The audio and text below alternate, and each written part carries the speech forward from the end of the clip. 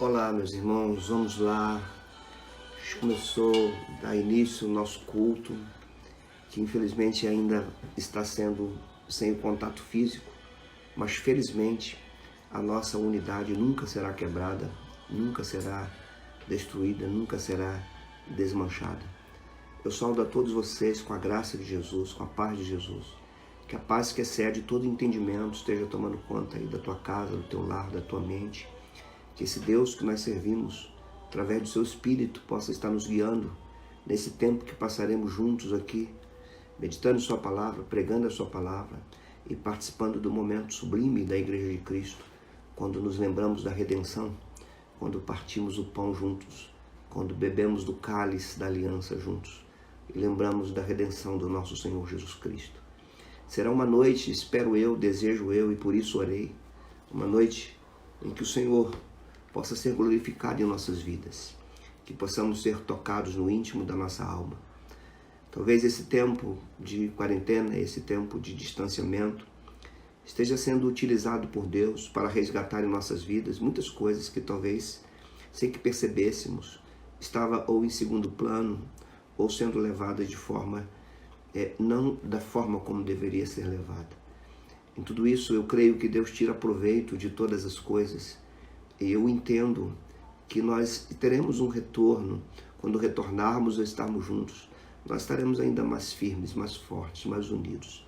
E reconhecendo talvez que a vida que levávamos diante do Senhor poderia ser algo mais aprofundado, mais santo, mais piedoso. Deus está conosco, meus irmãos.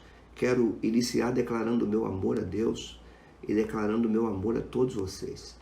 Declarar também a saudade que sinto, vontade que tenho de estar junto com vocês, mas por outro lado me submetendo não só àquilo que as autoridades competentes nos instruem, mas também me submetendo a Deus, que cremos que tem o governo sobre todas as coisas. Estamos debaixo da mão dele.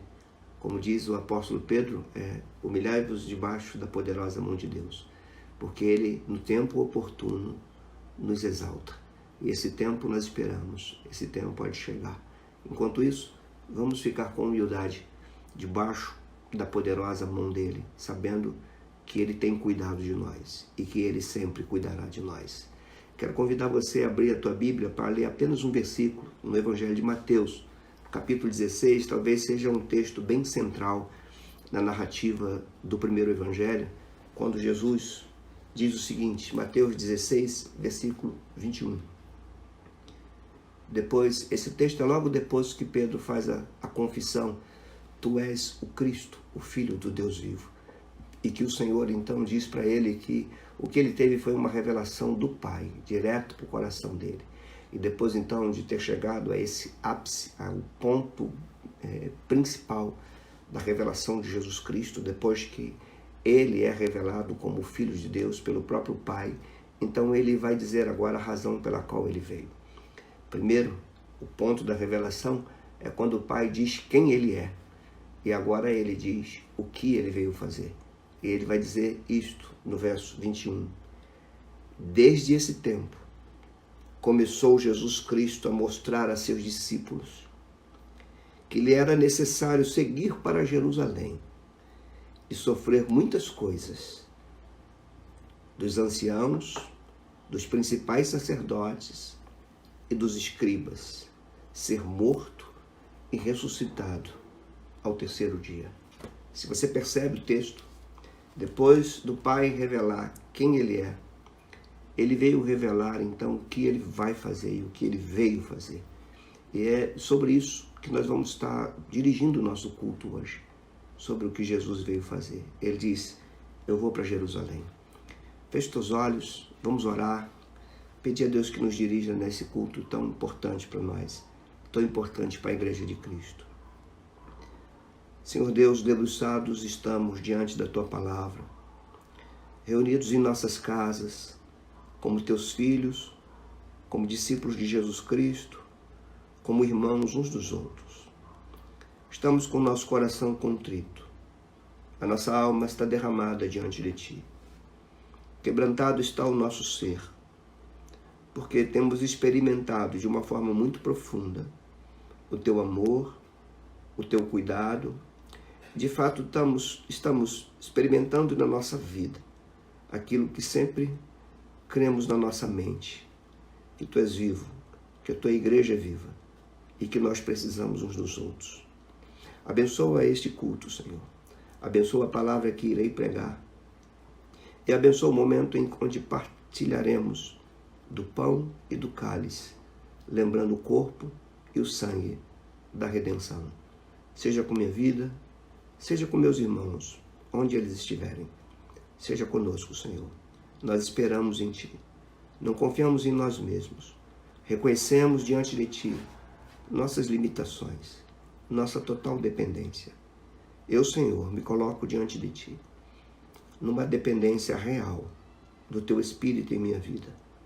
Pesa sobre mim a responsabilidade de pastorear, de conduzir a Sua igreja e de dirigir este culto, estando distante dos meus irmãos.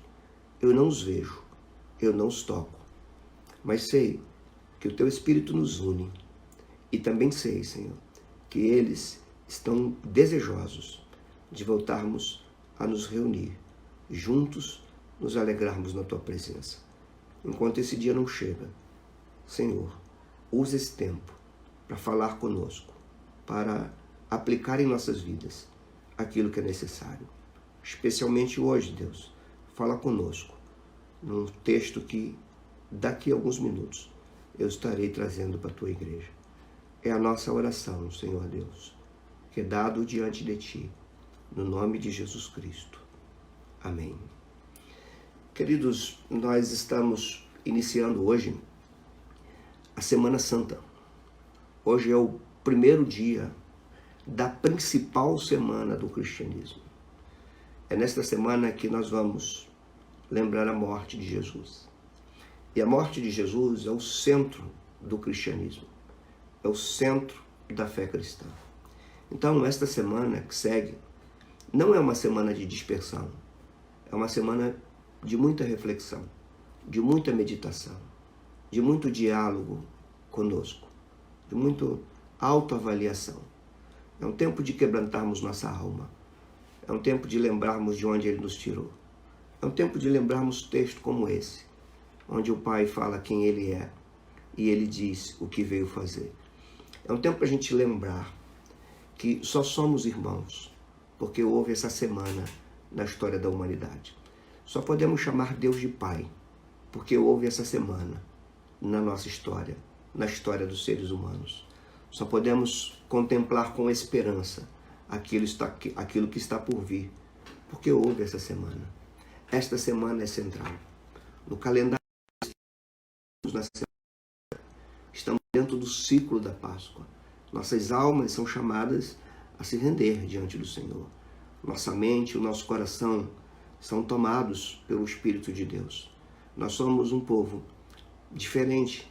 Nós somos um povo chamado pela obra desse Senhor para sermos sua igreja, seus representantes, seu corpo na terra. E aqui, aí no início desse culto, eu quero colocar a não passar a semana sem ter um momento de devoção, tanto individual como familiar. Precisamos estar juntos, precisamos refletir. Leia os evangelhos, leia os capítulos que fala dele se entregando, dele indo para a morte, dele indo para o Calvário. Preste bem atenção nos ambientes, nos principais, nos últimos cenários de Jesus Cristo. Por exemplo, no cenáculo, quando ele está com seus discípulos, dando as suas últimas instruções e ao mesmo tempo se despedindo deles. Do cenáculo, ele vai para o Getsemane e ali ele derrama sua alma. E do Getsemane, ele vai para o Gólgota e ali ele derrama sua vida. Irmãos, bem-aventurados somos por conhecer essas coisas. Bem-aventurados somos porque não vimos, mas nós cremos.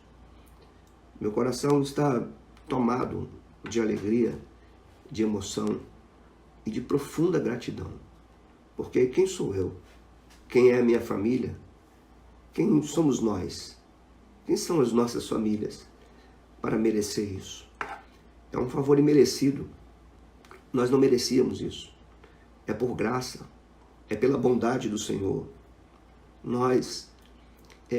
E que a recomendação que eu dou para você, que está me ouvindo aí ainda no início desse culto, preste bem atenção nas coisas que serão pregadas, e depois da minha mensagem, depois que eu findar aqui o sermão desta noite, eu vou então direcionar para a ceia. Aí eu quero que a família esteja reunida e que, se possível for, o chefe da família se encarregue de distribuir os elementos para os filhos, esposa, enfim. Que Deus seja conosco. Quero te convidar agora a ouvir a palavra de Deus para as nossas vidas. E o texto que eu quero ler, eu vou pedir para você abrir aí, vamos fazer conta que a gente está no culto, eu vou esperar. Então você abrir, como eu disse domingo passado, eu não estou vendo. Então eu espero que você abra a tua Bíblia em Mateus, no capítulo 21. Abra com cuidado, pega sempre a Bíblia com muito carinho. Capítulo 21 de Mateus. Vamos ler um texto extremamente importante, que vai do versículo 1 até o versículo 11. Então, abra a tua Bíblia. Não dá nem para escutar os barulhos das páginas, para eu ver se todo mundo já abriu ou não. Mas eu estou presumindo que houve tempo suficiente para você abrir a tua Bíblia aí na tua casa. Mateus 21, versículos de 1 até o 11. O evangelista Mateus nos registra as seguintes palavras. Quando se aproximaram de Jerusalém e chegaram a Betfagé, ao Monte das Oliveiras, enviou Jesus 2 discípulos, dizendo-lhes: Ide à aldeia que aí está diante de vós, e logo achareis presa uma jumenta e com ela um jumentinho. Desprendei-a e trazei-mos. E se alguém vos disser alguma coisa, respondei-lhe que o Senhor precisa deles, e logo os enviará. Ora, isto aconteceu para se cumprir o que foi dito por intermédio do profeta. Dizei à filha de Sião: Eis aí te vem o teu rei, humilde, montado em jumento, num jumentinho, cria de animal de carga. Indo os discípulos e tendo feito como Jesus lhes ordenara, trouxeram a jumenta e o jumentinho, então puseram em cima deles as suas vestes, e sobre elas Jesus montou. E a maior parte da multidão estendeu suas vestes pelo caminho, e outros cortavam ramos de árvores, espalhando-as pela estrada. E as multidões, tanto as que precediam como os que o seguiam, clamavam: Hosana ao filho de Davi, bendito o que vem no nome do Senhor, Hosana das maiores alturas. Entrando ele em Jerusalém, toda a cidade se alvoroçou e perguntavam: Quem é este?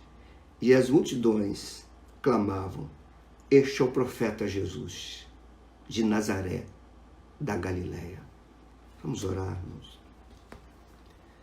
Deus Santo, a tua santa palavra foi lida, mas nós confessamos e admitimos diante de ti que se o teu Espírito não der testemunho no nosso interior, nós não somos capazes de compreender o que esse texto está nos dizendo. Se não houver iluminação do teu Espírito, é apenas um discurso.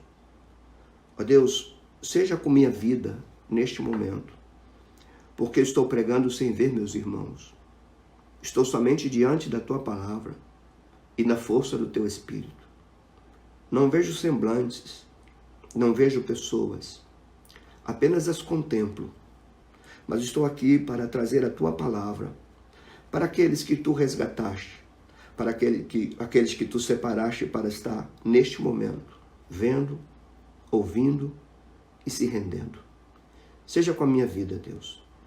Não deixe que eu esteja aqui apenas a discursar. Dá-me discernimento para entender a grandeza dessas palavras, saber aplicá-las em nossas vidas e, na força do teu Santo Espírito, corresponder a tudo que ela nos impõe, a tudo que a tua palavra requer de nós. De coração agradecido nós já estamos e esperamos que tu fales conosco, Senhor, em nome de Jesus. Amém. Irmãos, nós estamos diante de um dos textos mais centrais, mais importantes da Escritura. Na tradição cristã, hoje se chama de Domingo de Ramos, exatamente por causa dos ramos das oliveiras que as pessoas colocavam no caminho onde Jesus estava passando e entrando. Esse texto é um episódio histórico, mas mais do que um acontecimento histórico, testemunhado por pessoas, registrado por escritores bíblicos, esse episódio também, ele é repleto de significados teológicos, de cumprimentos proféticos e de dimensões cósmicas. Esse texto narra um episódio que vai muito além do seu contexto, muito além daquilo que aquelas pessoas poderiam compreender, muito além do que os seus próprios discípulos talvez compreendessem. Hoje, pela dádiva do Espírito, pela iluminação do Espírito e pelo fechamento da revelação de Deus na Escritura, nós conseguimos entender com mais amplitude aquilo que Ele quer nos dizer. Jesus está entrando pela última vez em Jerusalém. Ele chega do alto de uma colina, ele contempla a cidade, e ele vira para os seus discípulos e diz: vão pegar uma jumentinha, peguem. E se alguém perguntar por quê, dizia Jesus, fala que foi o Senhor que precisa dela. E eles foram, trouxeram. E esse episódio, então, essa entrada, esse cortejo, ilustra a entrada de um rei. Esse cortejo, para nós, talvez tenha elementos difíceis de a gente compreender por conta da distância histórica, cultural e religiosa que está entre nós e o povo judeu daquela época. Mas eles sabiam muito bem o que era o rei montado num jumento. Havia coisas na mente deles despertando naquele momento. O rei está entrando. O rei está entrando na cidade santa. Se você perceber depois, todo rei e todo imperador, quando vinha das suas batalhas, a primeira coisa que eles faziam era entrar nas suas cidades como um grande conquistador e se dirigir para o templo da sua divindade para agradecer ao seu Deus ou às suas divindades. Aqui, Jesus está entrando na cidade e, se você reparar, depois o texto segue, logo dali ele vai para o templo. Só que não é o templo de deuses, é o templo do seu pai, é o templo que ele mesmo é o dono. Então há muitas coisas para a gente entender aqui e eu convido você a caminhar por esse texto comigo. Primeiro a gente vai examinar o contexto dele e depois vamos extrair algumas lições fundamentais para nós desse texto tão precioso que, como eu disse, é um episódio que marca o início da semana mais dolorosa de Jesus. Marca o início da traição, marca o início da semana da traição, do desprezo, do vexame, da dor, do sofrimento. Mas ele entra como um rei ali. Então a gente precisa entender o que é esse contexto. Precisamos primeiro explicar esse texto, entender o que há nesse contexto e o que essas palavras trazem de significados importantes para nós. A primeira coisa que a gente entende aqui é que Jesus está se aproximando de Jerusalém. E aqui há um fundo profético, ele diz: ide à aldeia, vá lá, peguem, ide à aldeia, aí está diante de vós, e logo achareis presa uma jumenta, e com ela um jumentinho, desprendei-a, trazei-nos. Até então, irmãos, a gente imagina o cenário, Jesus avista a cidade, e Jesus manda pegar uma jumentinha, talvez aqueles discípulos não soubessem direito o que estava por acontecer, o que estava por vir, mas eles vão, e pelo que o texto nos mostra, o dono do jumentinho conhecia Jesus, e ele vai, os discípulos vão, e o jumentinho então é desprendido para servir a Jesus. E outra coisa que a gente vê logo nesse contexto é que ali Jesus já revela a sua divindade. Porque quando ele diz assim, se alguém vos disser alguma coisa, vocês vão responder o seguinte, que o Senhor precisa dele. A palavra grega aqui para Senhor é Kyrios, ou que alguns chamam de Kyrios, que significa Senhor, e é a palavra grega que traduziu o Yahvé do hebraico. Jesus aqui está mostrando que é Deus, Jesus está mostrando sua divindade, por isso que ele diz, o Senhor precisa. O Senhor precisa, aí a questão é, o Senhor precisa para quê? para que o Senhor precisa daquele jumentinho, o que estava na mente do nosso Senhor, e fica claro para nós aqui, irmãos, que Jesus ali está comprovando que ele era o Messias que todos esperavam. E Mateus faz questão de registrar isso, porque ele diz que essa atitude de Jesus de mandar pedir um jumentinho era cumprimento de profecias. Mateus faz questão de mostrar que o que estava acontecendo ali não era apenas um episódio histórico, era um cumprimento profético. Ele está em mente o texto de Zacarias, ele está em mente quando ele diz assim, olha, isto aconteceu para se cumprir o que foi dito por intermédio do profeta. Ele tinha na sua mente que aquilo ali não era só um episódio. Ele entende quando escreve o seu texto que aquele pedido de Jesus não era só um episódio que estava acontecendo, mas era um cumprimento profético.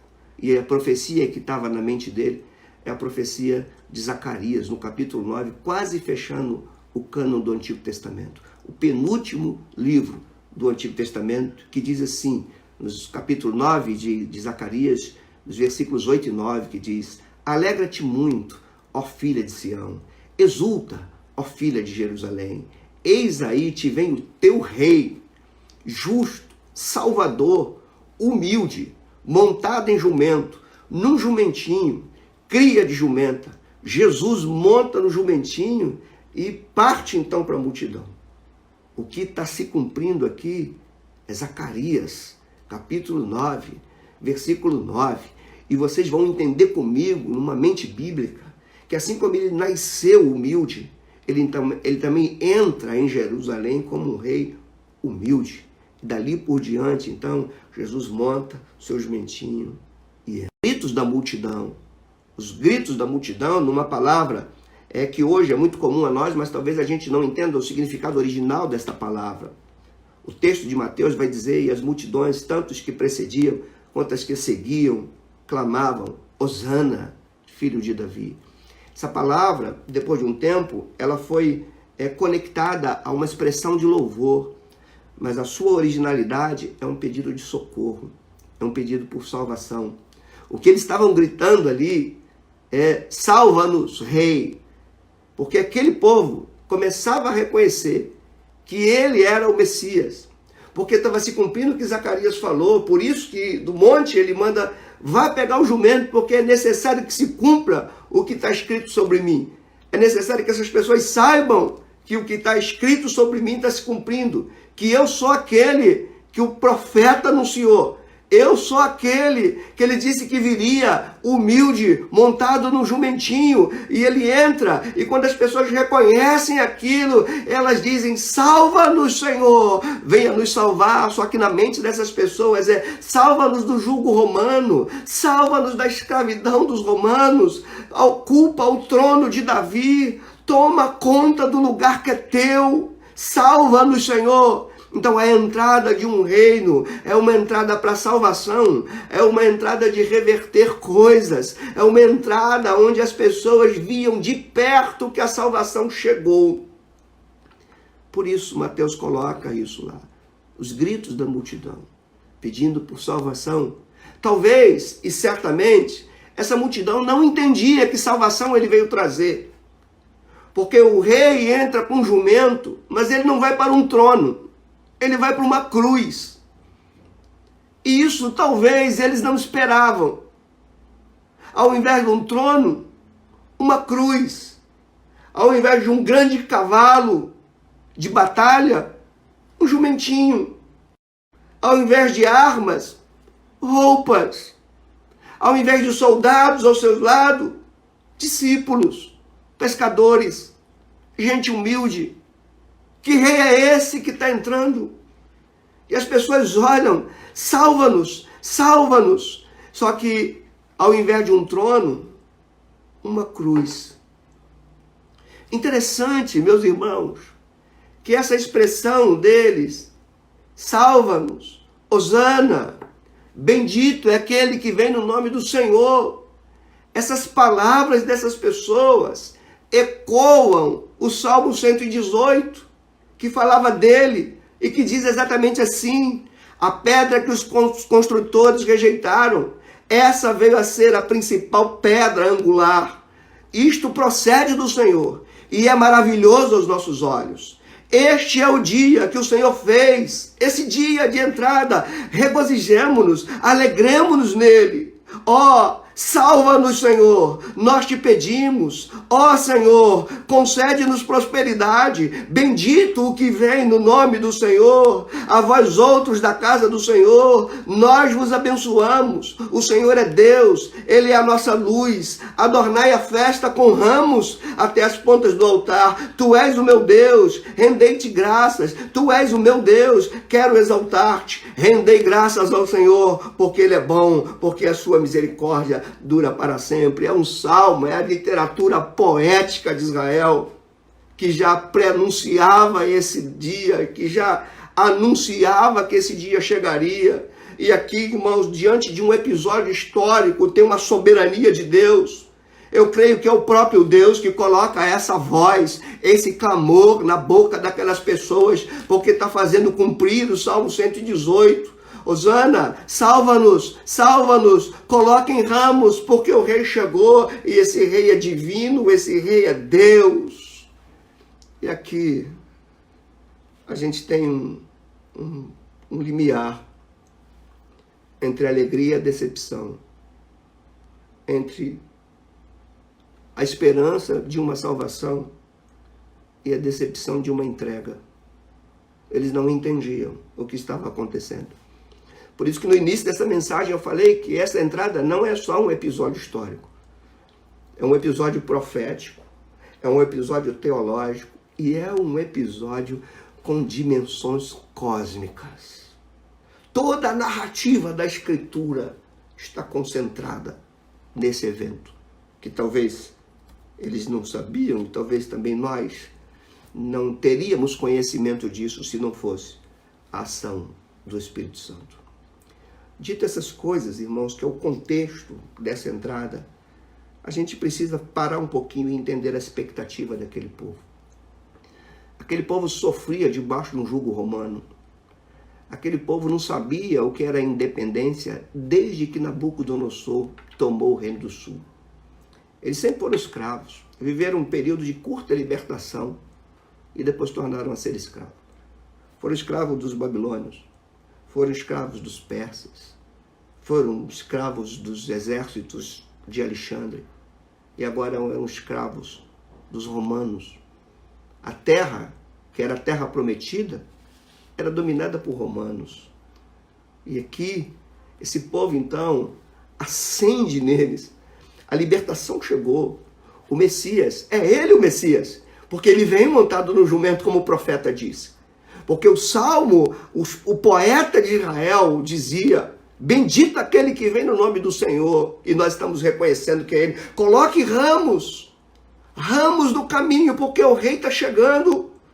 Vamos abrir as nossas bocas e falar: bendito é aquele que vem no nome do Senhor, é ele que vem. Muita expectativa de salvação, que depois é tomada por decepção.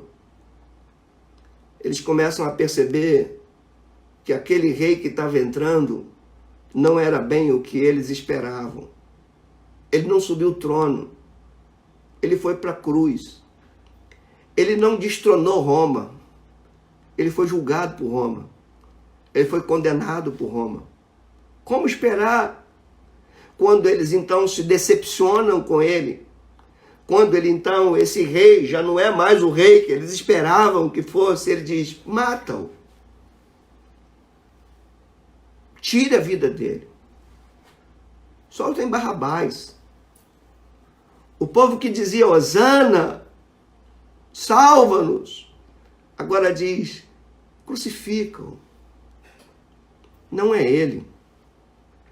Ele não veio para um trono. Ele está sendo julgado.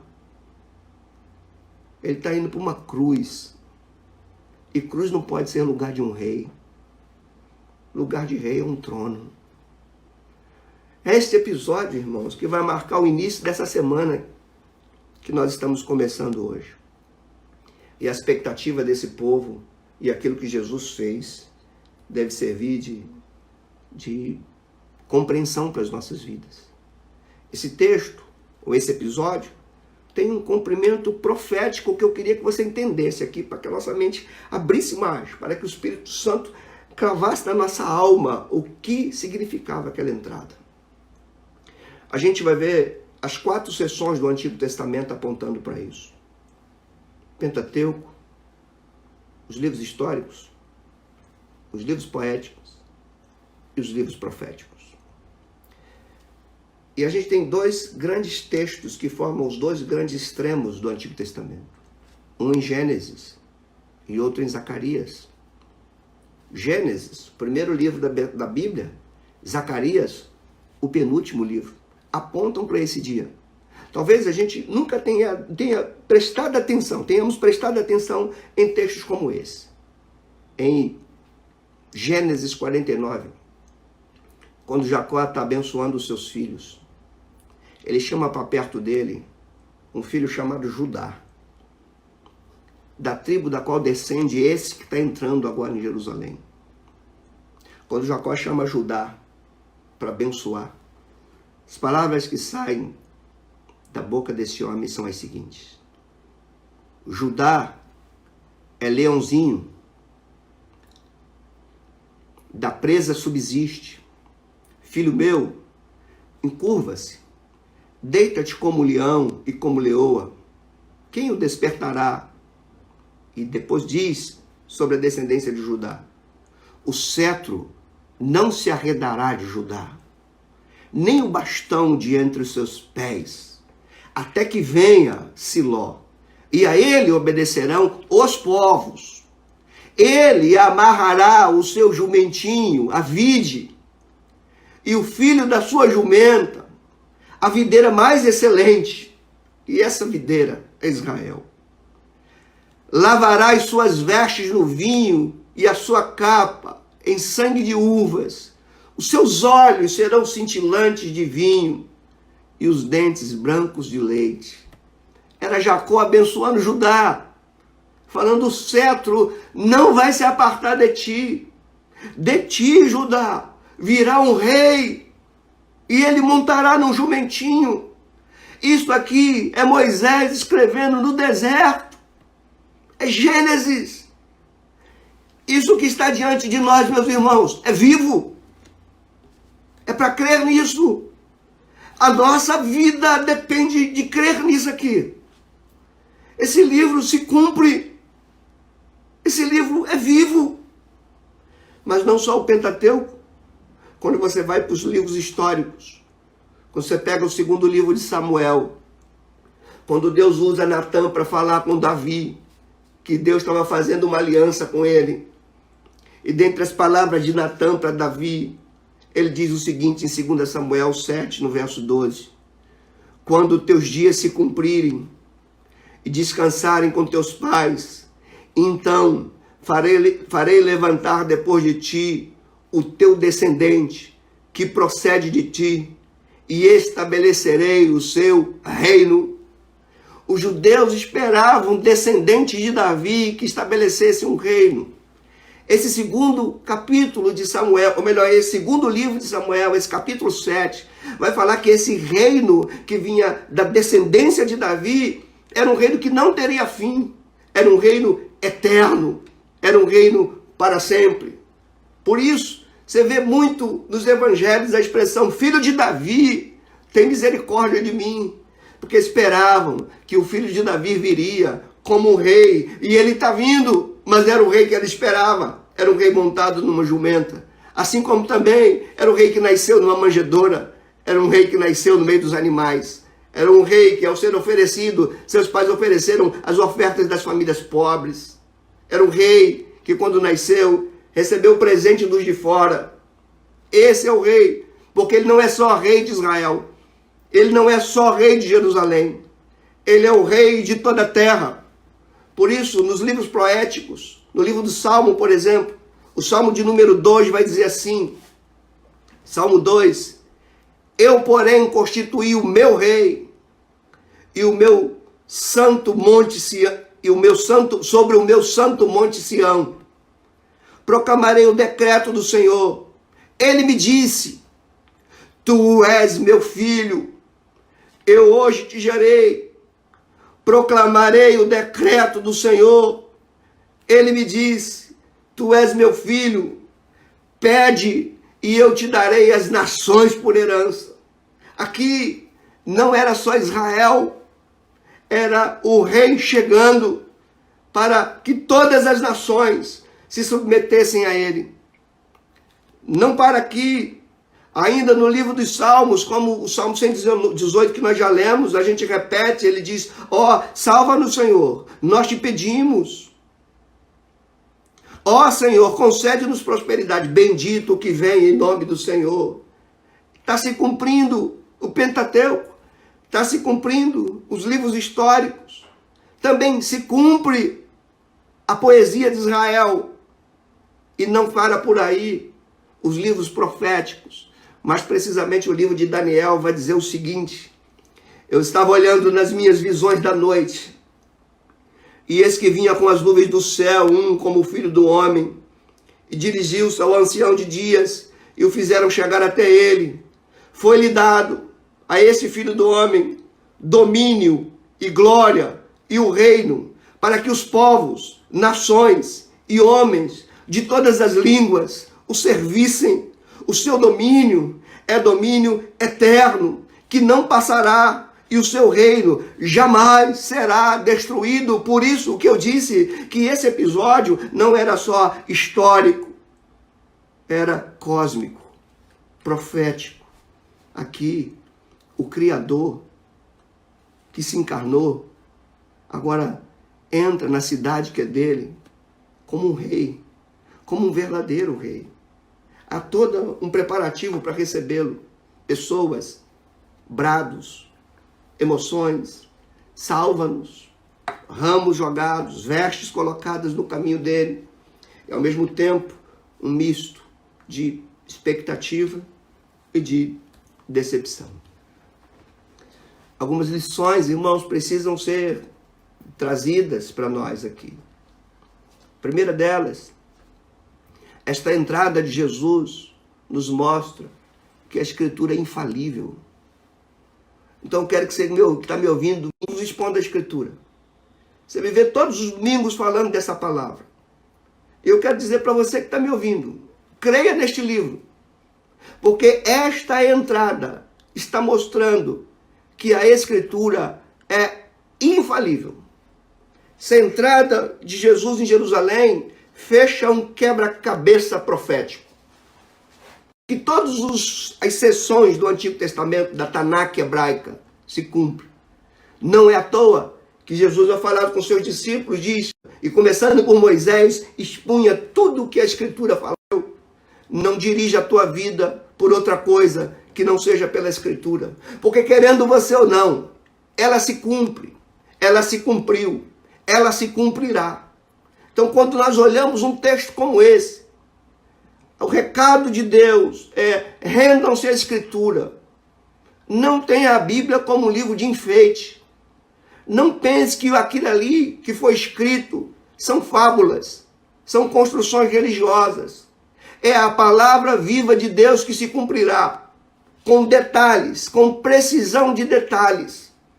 Quando Jesus manda pegar o jumento, ele sabia que aquela ação era cumprimento de uma profecia. E ele propositalmente manda chamar. E Mateus percebe e diz, é para se cumprir a Escritura. Deus tem falado com minha vida, com a tua vida, com as nossas vidas, domingo após domingo. Entenda, a palavra de Deus se cumpre. Estamos vivendo num tempo de quarentena, num tempo de dispersão. E eu creio que como nunca nós estamos entendendo e valorizando o que é a Escritura. Talvez um livro por nós utilizado apenas quando estávamos abrindo no culto domingo. Mas agora nós estamos vendo que esse livro não é só texto. Esse livro é palavra viva, é verdade, é a forma que Deus usou para registrar sua revelação. Se eu quero conhecer Deus, se eu quero conhecer os decretos de Deus, se eu quero conhecer os princípios de Deus, eu preciso me render a esse livro. Porque a entrada de Jesus em Jerusalém mostra que toda a Escritura é infalível. Ela se cumpre. Então guarda a tua vida, prepara a tua vida, porque se a Bíblia disse que ele veio, e veio, se a Bíblia disse que ele entraria montado no jumento, e entrou, se a Bíblia disse que ele ia morrer, e ele morreu, se a Bíblia disse que ele ia ressuscitar, e ele ressuscitou, a Bíblia também disse que ele vai voltar, e ele voltará. Então, se você crê que o que eu estou falando aqui não é coisa da minha mente, renda-se à Escritura, não desdenhe a Escritura, não tenha a Escritura como indiferença, não coloque como um livro de superstição. É a palavra viva de Deus que se cumpre.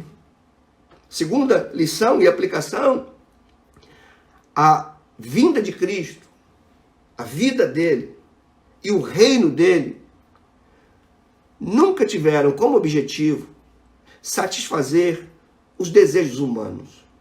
Está aqui, irmãos.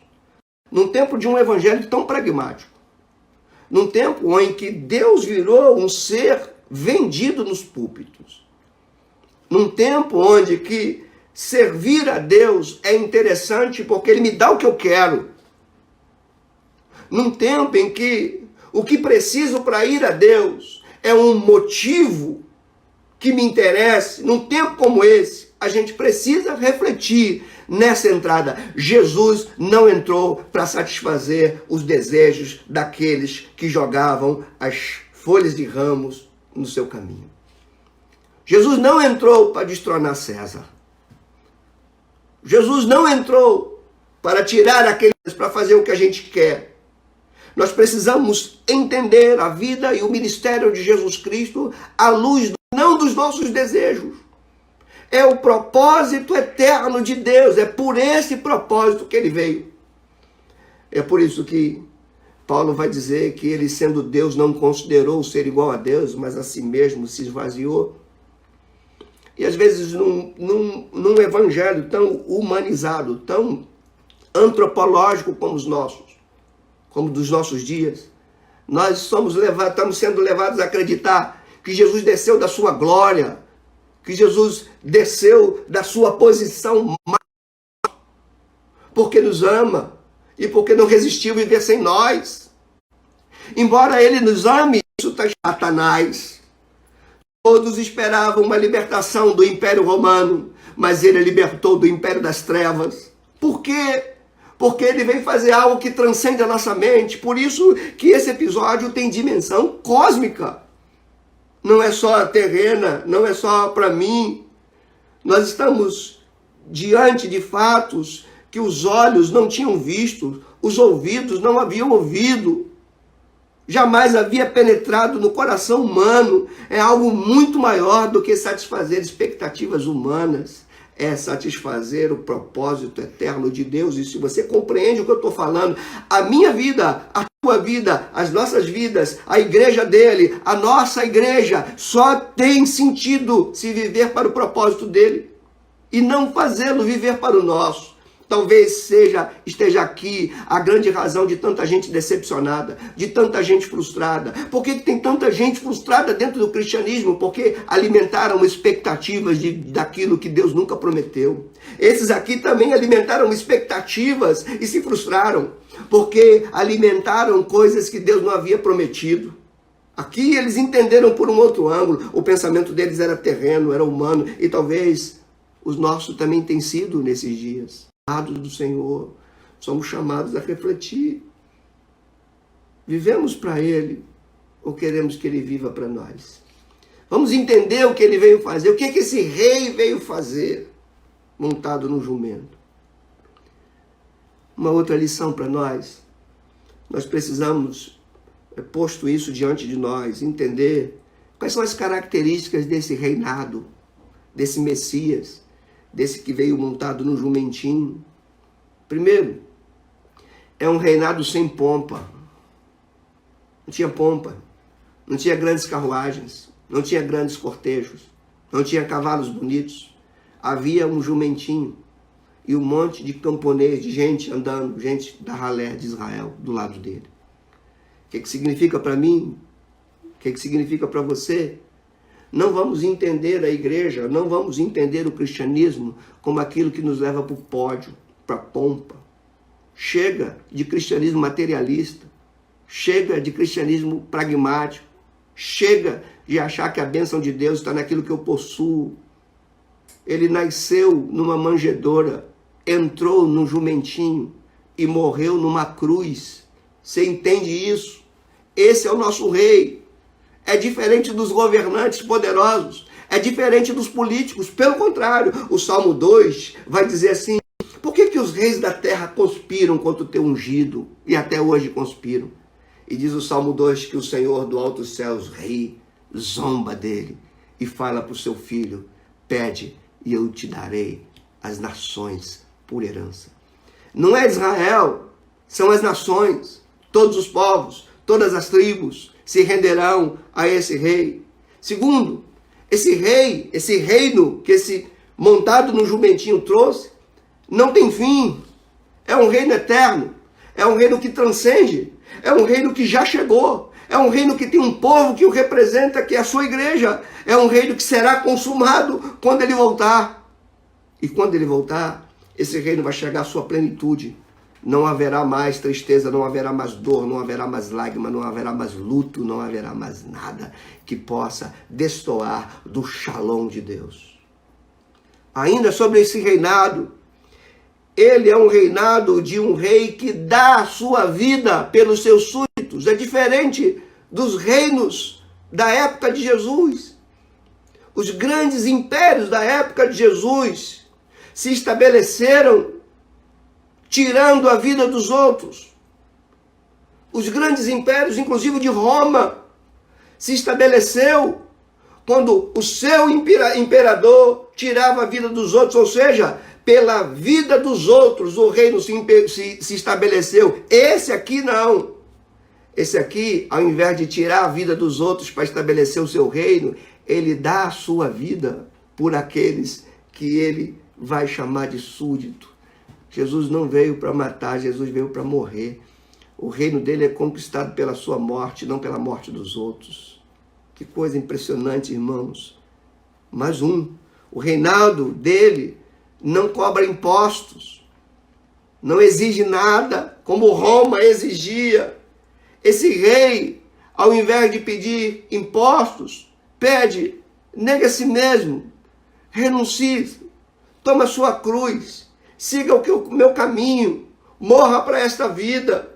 Ao invés de impostos, um discipulado, um seguir a ele. E desse seguir a ele, nasce a sua igreja. Por último, esse reino de um rei montado no jumento é um reino que salva. Não das garras de um imperador tirano, mas salva das garras de Satanás. Ele não só salva, como ele conduz. O Império Romano caiu no século V, mas o reino de Jesus é inabalável.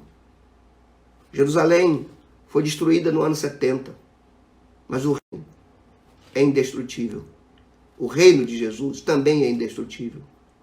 Agora, irmãos, ouviu aqueles povos lá dizendo: salva-nos, salva-nos, salva-nos. E depois dizendo: crucifica-o, crucifica-o, crucifica-o. Isso nos quer dizer, nos traz uma lição muito tremenda. Que diante de ou você o mata,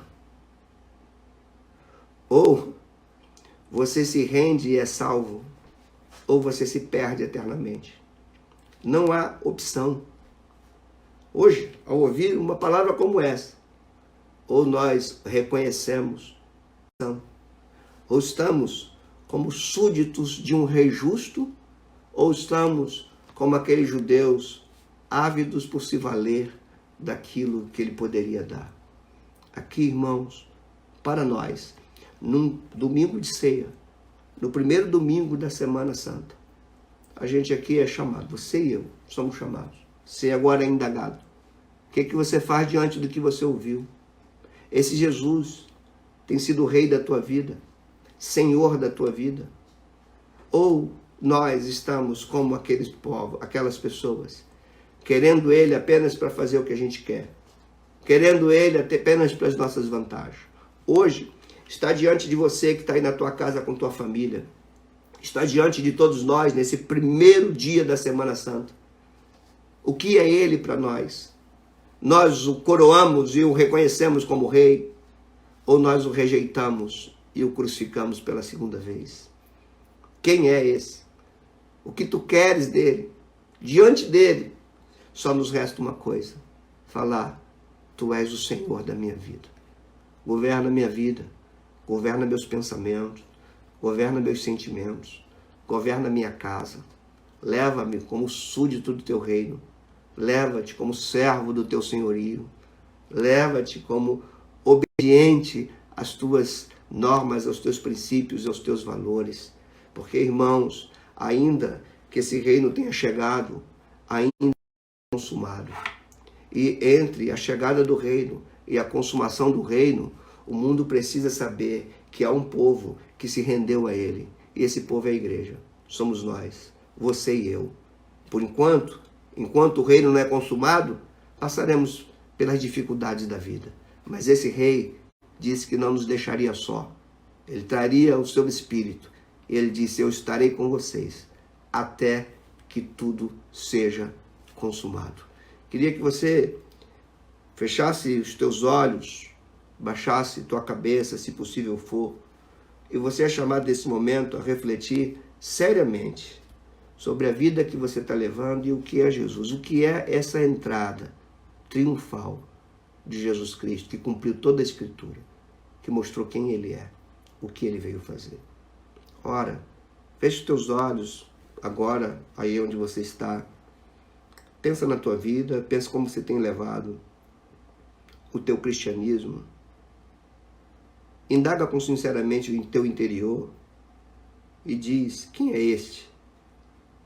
O que significa este para mim? Eu estou mais como o povo que dizia: salva-nos, mas salva-nos dos meus apertos aqui? Ou eu sou parte daquele povo que diz: salva-me, Senhor, da morte eterna, longe da presença do meu Deus.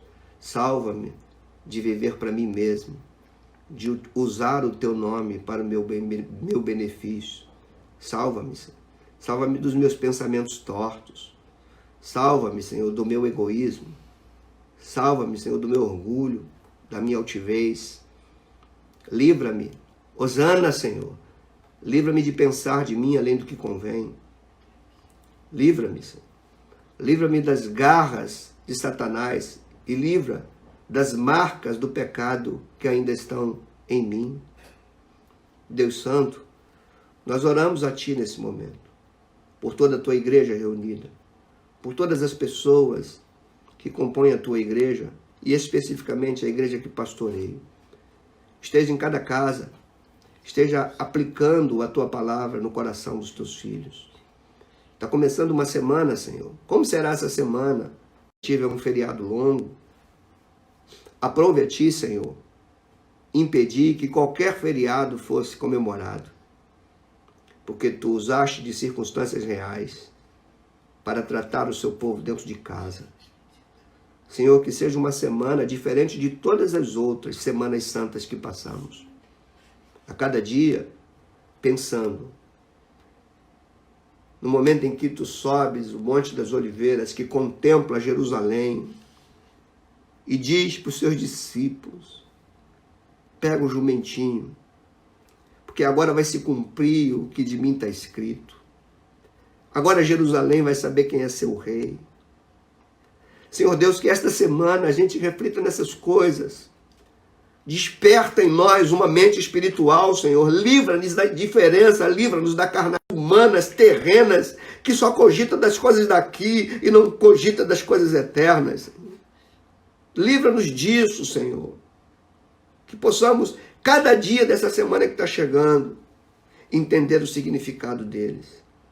Eu oro pelas famílias, pelos chefes de família. Quantas das nossas famílias, Senhor, só agora estão tendo um momento de um culto diário na sua casa, estão expondo sua palavra dentro de casa. Bendito seja o Teu nome, Senhor, que usa as circunstâncias, não para nos perto de Ti, para refletirmos da forma como estamos tocando a nossa vida. Estamos diante da tua mesa, Senhor. E eu te peço, Deus, como pastor dessas pessoas, eu te peço que seja uma ceia especial. Lembrando, Deus, da tua obra. Lembrando, livra-nos de uma mente humana, terrena, limitada e egoísta. Dá-nos e desenvolve a mente do Rei dos Reis e do Senhor dos Senhores. Senhor Deus, esse servo, rei, que entra com jumento em Jerusalém, a tua palavra nos diz que ele voltará, e o Apocalipse pinta ele voltando, não num jumentinho, mas num cavalo de guerra, não mais para ser crucificado, mas tendo na sua coxa escrito Rei dos Reis, Senhor dos Senhores, Maranata, ele vem, ele virá, o rei que entrou em Jerusalém voltará, o reino que começou será consumado, e nós estaremos com ele para sempre. Senhor, encha-nos com essa esperança, meu Deus. Eu oro pela minha casa, pelas famílias, pelas casas que estão reunidas. Eu oro pelas crianças, eu oro pelos jovens, Senhor. Tão perdidos, tão indiferentes, tão regionais, tão terrenos. Oh, Deus, desperta jovens, crianças, adolescentes, jovens, para entender aquilo que a tua palavra diz, Senhor. Para entender que ela é infalível, que o teu reino é reino eterno, e que o teu reino não deixa opção. Ou nos submetemos a ele, ou rejeitamos a ele. Ou ficamos com ele, ou ficamos com os nossos Barrabás. Toma conta dos nossos lares e das nossas casas, Senhor. Em nome de Jesus. Amém.